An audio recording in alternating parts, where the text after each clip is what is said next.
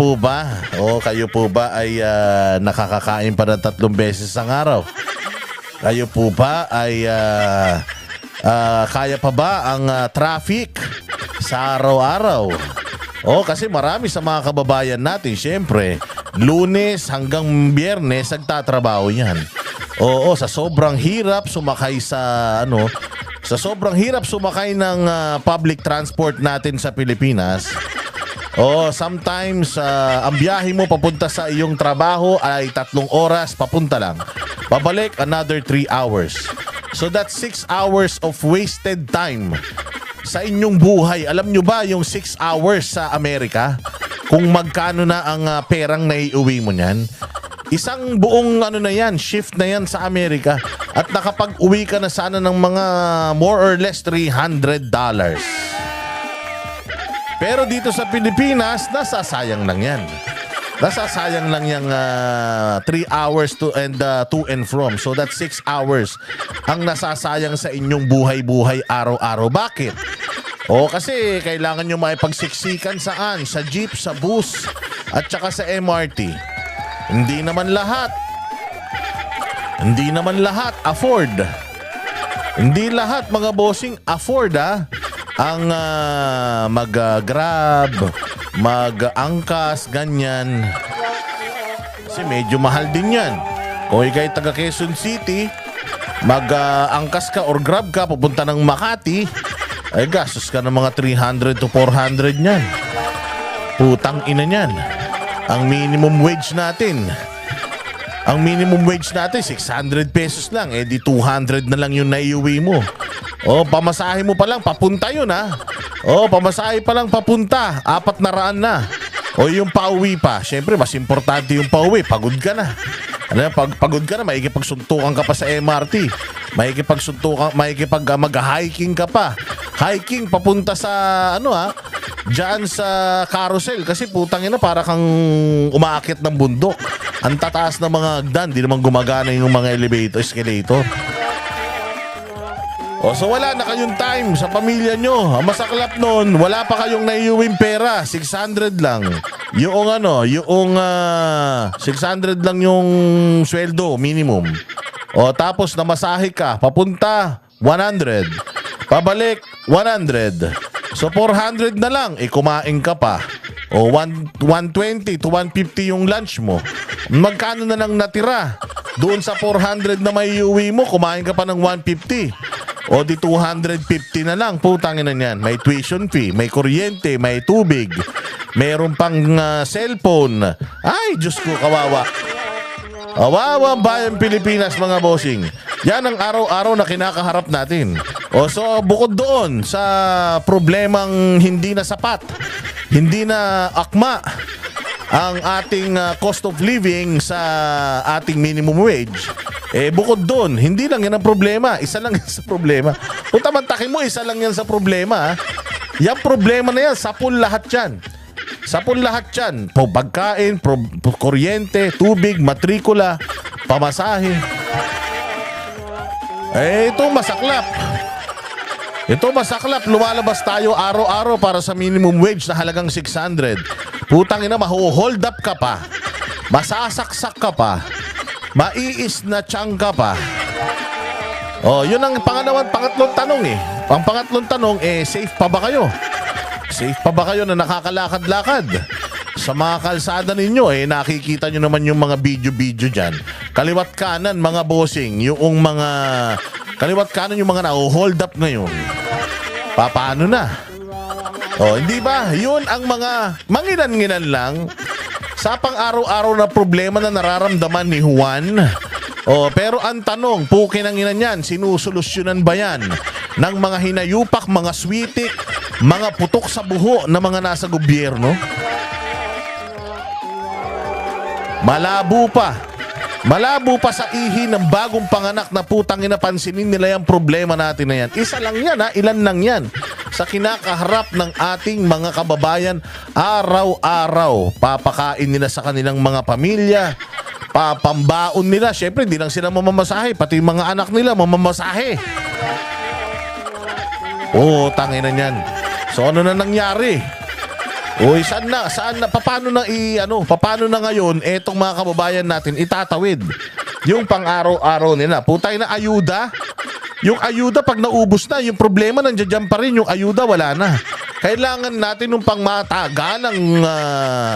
pangmatagalang solusyon sa mga problema ng taong bayan. Hindi natin kailangan ng mga ayuda, mga punyeta na yan.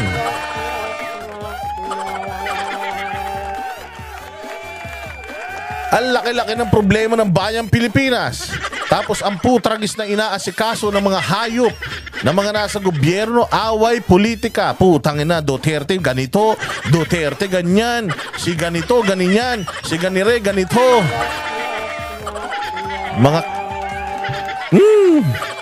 Mga ukininayo amin.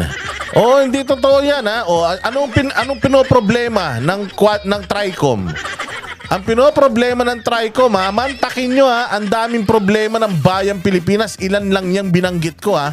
Hindi ko na nga tinambayan kasi pag tinambayan ko sigurado ko lahat kayo magsesentimiento na naman eh. Oo, pero tingnan mo, ang dami pang problema ng bayan natin Pilipinas. Meron pang problema sa kalusugan, problema sa agrikultura. Lahat may problema. Anong ginagawa ng Kongreso? Sinusolusyonan? Putangin na niyan. Ano ang pinagtututukan ng pansin ng mga buwaka ng ina? O ang pinagtututukan ng pansin, ipatawag yung mga vlogger. Ipatawag, mantakin mo, special session. Special session para sa mga vloggers. Pukin ang ina niyan. Ang daming problema ng bayan pero yung vloggers ang pinagtutuunan ng pansin. Sarado na Kongreso, meron pa silang special sessions. Yung iba nga nangangampanya na eh. Tapos sila may special session sila. O takala mo, state of calamity yung issue nila sa mga vloggers. Hayop na yan. Ang ina niyan. Tapos makikita mo, lahat, general, pinakukulong. Pinakukulong yung mga dating mga opisyal ng gobyerno. Dating mga spokesperson, dating mga general, mga current na mga koronel, putang ina kung nagawa nila sa mga yan. O di kayang-kaya din nilang gawin sa mga vlogger yan. O yung iba naman mga kupal dyan, sinasabi, wala pala kayo eh. Matapang lang pala kayo sa vlog nyo eh, natural. Tanggalan nyo ng rules dyan. Walang kulungan. Walang kulungang magaganap. Putangin na niya kahit magmurahan tayo dyan maghapon pwede. Di ba? Ang dami tayong problema ng bayan. Kung maipakulong nyo lahat ng vlogger, anong mangyayari? Masusolusyonan ba problema? Wala nang babati ko sa inyo. Solve na problema nyo. Pero hindi naman yung problema nyo. Problema ng taong bayan eh. Ang problema ng taong bayan, yung mga issues ng pang-araw-araw. Mahal na bilihin, transportasyon, baon, pagkain, security of tenure. Yun ang mga problema. Yun ang special sessions nyo. Ang daming droga, ang daming nangangamatay, ang daming mga pagnanakaw, mayroon pang bycam. Yun ang dapat na pinagtutuunan nyo ng pansin. Diba? Mga hayop. Tapos yung magaling nating presidente.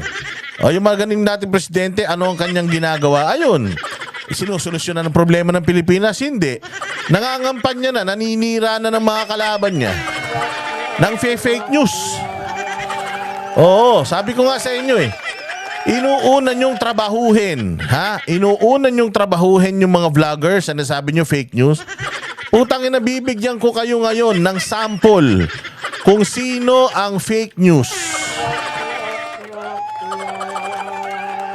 At nananalangin ako na sana lang po ang Kongreso ay ipatawag din ang hari ng fake news sa Pilipinas. Ito, pakinggan natin ang fake news sa bayang Pilipinas. Wait lang naman. Wait lang, galit ka kaagad eh. Ito pakinggan nyong maigi. Ang mamang punong-puno ng kapekean sa katawan, puros katarantaduhan, wala namang alam. Inuuna yung pagsita sa kalaban sa politika kaysa sa problema ng bayang Pilipinas. Punyemas ka, Hindi problema ng Pilipinas ang PDP laban. Ang problema, ang kahirapan. Nilalabanan mo ba? Walay. Oh, so speaking of fake news. Oh, pero bago pala yung fake news na yan, merong isang fake news muna tayong Meron tayong isang fake news na papakita sa inyo. Wait lang. Oh, eto mga bossing ha. Ito isang fake news to ha. Oo, meron dito halalan, halo-halo. Meron silang ipinalalabas. May ipinalalabas silang listahan ngayon na huwag kayong magpapabudol. Ito yung nilalabas nilang listahan. Si Vic Rodriguez, si Bongo, Marcoleta, Amy Marcos, Hinlo, De La Rosa, Philip Salvador, Tolentino, Joey Montemayor, Tito Soto, Ping Lacson, Gringo Onasan. Ayan ha, kasi ganito mga bossing ha, ganito. Simula nitong unang mga araw ng sortie, mga proklamasyon ng mga magkabilang panig, lumalakas mga bossing yung PDP laban. Kasi ba naman, ang campaign manager ba naman ng alyansa ng bagong pulburon, kawatan at saka sinungaling at saka walang napatunayan, wala pang diploma. Lahat pa mga bossing nung mga kandidato nila, puros may mga bahid din ng katarantaduhan. Kaya ang ginagawa nila, minimix match nila. Minimix match nila mga bossing. Oo, para hindi tayo mag-vote straight mag-vote straight saan? Sa PDP laban. Alam naman natin, PDP laban, nandyan si Pastor Apollo Kibuloy. O dito sa listahan na to, nandyan ba si Pastor Apollo Kibuloy? Ayaw na ayaw nila. Ayaw na ayaw nila. O sino bang gumawa nito? Ayan o, Tribune. Utangin na ayaw nila kay Pastor Apollo Kibuloy. Bakit? Paano ba naman? Si Pastor Apollo Kibuloy ang magsusulong ng death penalty sa lahat ng mga kawatan. Dahil mahina ang alyansa ng mga kawatan, ginugulo nila yung PDP laban. Kung makikita nyo rito, ilan yung PDP laban dito? 1, 2, 3, 4, 5, 6. 6 ang PDP laban dito. Tinanggal nila yung ilan. Hindi pala 1, 2, 3, 4, 5, 6. O tama. Sino tinanggal nila? Tinanggal nila si attorney na taga Pangasinan. Tinanggal nila si Pastor Apollo Kibuloy. Sino pa yung tinanggal nila dito? Si Jimmy Bondoc, tinanggal din nila. Huwag tayong papayag ha. Hindi ito ang katotohanan. Mali po itong pinalalabas nilang listahan na to. Baka naman mamaya mabudol na naman kayo ha.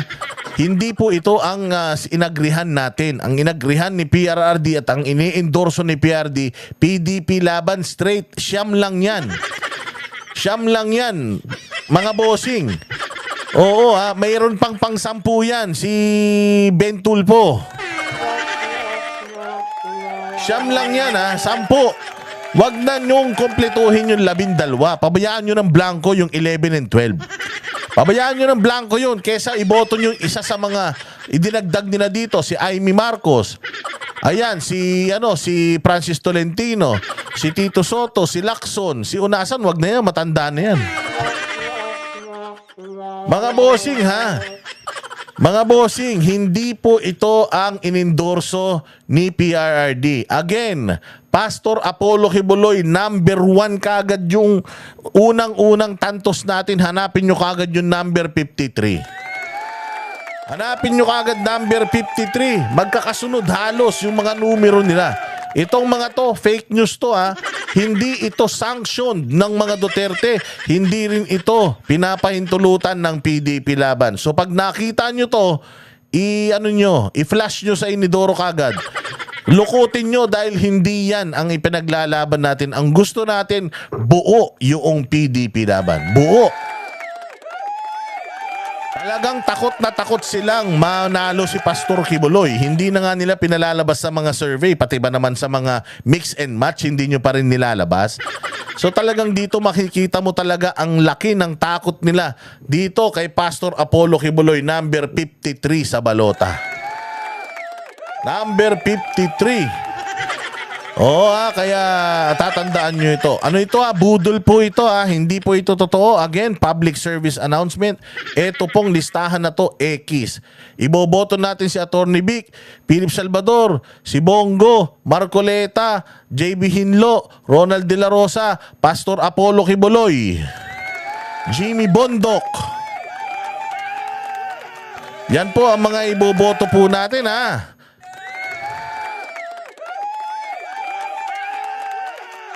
Ayan na. Again, punta na tayo doon sa sinasabi ko sa inyong manloloko. Eto, panoorin na.